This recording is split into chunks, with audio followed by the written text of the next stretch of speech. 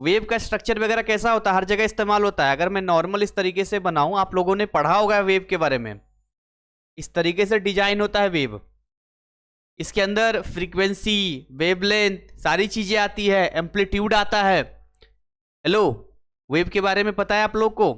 इसमें एक फंक्शन होता है, अगर यहां से चलेगा तो ये साइन का फंक्शन होता है। अगर इसी को मैं ऐसे बनाऊं तो एक कॉस का फंक्शन जाएगा। यहां पर दो फंक्शन काम करता है। यहां पर मैथ वाले स्टूडेंट होंगे तो उन्हें पता होगा, साइन और कॉस का फंक्शन यहां से इस तरीके से काम होता है। यहां पे वेव को रिप्रेजेंट करने के लिए क्या होता है, यहां पे रिप्रेजेंट करने के लिए थोड़ा सा हमें फेज दिखाना होता है। अब इस लाइन को ध्यान से देखिएगा, जो ये हमारा लाइन है, इसके ऊपर जो है ये, मान लो कि यहां पर मैं ए लिखता हूं, यहां पर मैं बी लिखता हूं, यहां सी लिखता हूं, यहां डी लिखता हूं। अब मैं अगर आपसे पूछूं कि इनमें से कौन सेम फेज है और कौन डिफरेंट फेज है, पे सेम फेज में है, ऊपर ऊपर यहां पर है। लेकिन अगर बी और डी की बात करें, उसी तरह से बी एंड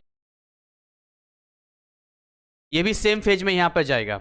तो ये हमें समझना होगा। अगर हम बोले ए और बी तो देखिए अलग अलग फेज में है, और ये इतना इंपॉर्टेंट है कि आगे जब आएगा तो फेज एंगल की बात होगा। कहीं भी किसी भी पॉइंट पे, मान लो इस पॉइंट पे हमें दिखाना हो, इस पॉइंट पे दिखाना हो, इस पॉइंट पे दिखाना हो, तो फिर हम एंगल का यूज करते हैं। और इसके लिए कौन सा फंक्शन यूज करेंगे? तो या तो हम यहां पर साइन वाला फंक्शन यूज करेंगे, या तो यहां पर कॉस वाला फंक्शन यूज करेंगे। इसलिए आगे से यदि साइन और कॉस दिखाई दे तो उनसे डरना नहीं, क्योंकि जहां भी ये साइन और कॉस आपको आएगा, ये वेव के फॉर्मेट में ही आपको दिखाएगा। अब हम बात करेंगे एसी करंट और एसी वोल्टेज के बारे में। तो अब तक हम जो पढ़ रहे थे ना, वो डीसी डीसी के बारे में पढ़ रहे थे। अब हम पढ़ना एसी करंट के बारे में पढ़ना है यहाँ पे। अब जो चीजें मैं यहाँ पर बताऊंगा उसको ध्यान से दिमाग में लॉक कर लेना अगले 10 मिनट के लिए, क्योंकि ये फॉर्मूला आपके दिमाग में सेट होना बहुत जरूरी है। क्योंकि यहाँ पर साइन और कॉस यहाँ पर आपको दिखाई दे रहा है। अब यहाँ पर मैं क्या कर रहा हूं, देखो, I is equal to I M cos omega T और I is equal to I M sine omega T.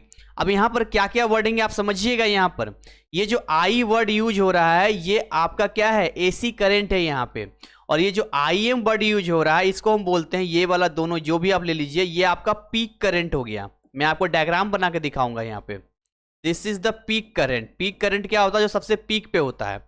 और यहाँ जो ओमेगा टी हम लोग ले रहे हैं यहाँ पे, इस वन जो ये ओमेगा टी ले रहे हैं, ये वाला, ये आपका फेज एंगल हो गया यहाँ पे। जहां पर भी होगा उसके हिसाब से होगा। अब इसको पहले हम समझेंगे, फिर हम एसी वोल्टेज पर भी आएंगे। अगर ये वाला क्लियर है तो ये ऑटोमेटिक आपका क्लियर हो जाएगा यहाँ पे। तो हम यहाँ पर कॉस या साइन क्यों बोल रहे हैं? क्योंकि हम फॉर्मेट ऐसा देने वाले हैं, हमारा फॉर्मेट ऐसा ही बनने वाला। देखो, या तो ये ऐसे बनेगा,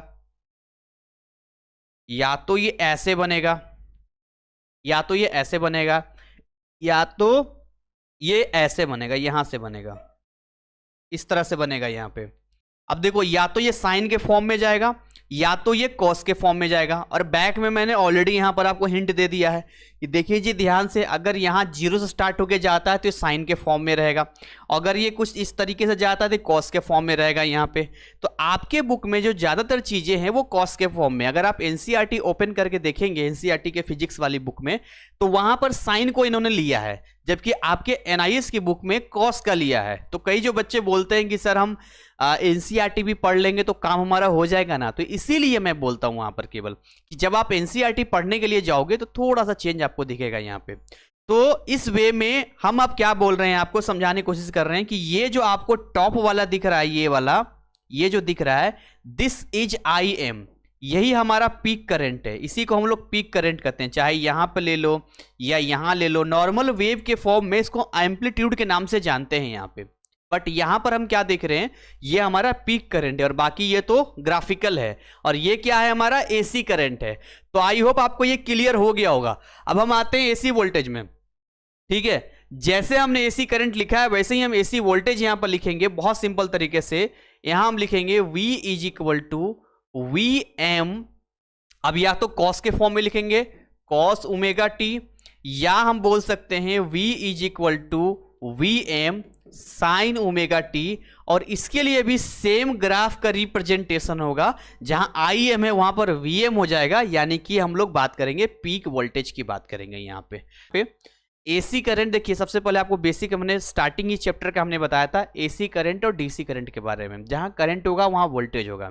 अब जब भी आपको एसी और डीसी की चर्चा हो तो आप क्या ध्यान रखोगे कि जो आपके घर में बिजली सप्लाई हो रही है वो एसी का हो रहा है, अल्टरनेटिंग हो रहा है, अल्टरनेटिंग करंट हो रहा है। यहाँ पर रीजन जानते हैं क्या है? अल्टरनेटिंग करंट लंबे टूर पे बहुत अच्छे से लॉन्ग डिस्टेंस पे ट्रेवल कर सकता है। तो ट्रांसफार्मर सोचो आपके घर से कितनी दूरी पर है, घर आपके पास आ रहा है, तो ये अपना एसी करंट में जाता है। डीसी की चर्चा हम अभी नहीं करेंगे, डीसी तो आप सभी जानते हैं। अब यहां पर सवाल आता है कि एसी करंट को कैसे हम लोग रिप्रेजेंट करते हैं, in the form of equation, in the form of graph, कैसे लिखते कैसे हैं। तो उससे पहले ये ग्राफिकल फॉर्म होता है एसी करंट का। जब भी हम लिखते हैं एसी मतलब अल्टरनेटिंग, अल्टर करेगा, अल्टरनेटिंग, तो दो ही ऑप्शन है, या तो साइन का फॉर्म में, साइन का फंक्शन में, या तो कॉस के फंक्शन में। तो इसलिए हमने एक बार लिखा I is equal to I M cos omega T. यहां जो I होता है वो पीक करंट होता है अपना, और कॉस ओमेगा टी मतलब कॉस का फंक्शन हो गया। ये ओमेगा टी इसलिए दिया जाता है कि मान लो यहां वाला करंट तो हमने बता दिया कि ये पीक करंट है, लेकिन अगर मान लो रेंडमली यहां का या कहीं का भी पूछा जाएगा तो फिर हम एंगल की बात करेंगे। भाई एक टॉप का बताना तो आसान है, लेकिन इस रूट में कहीं भी हमें किसी भी करंट के बारे में बताना हो तो ये फॉर्मूला हमारे लिए फिर यूजफुल होता है, फिर हम इस एसी करंट को बता पाते हैं। और सेम एसी वोल्टेज के बारे में हमने बता दिया कि जैसे ये वैसे ही ए हो जाएगा।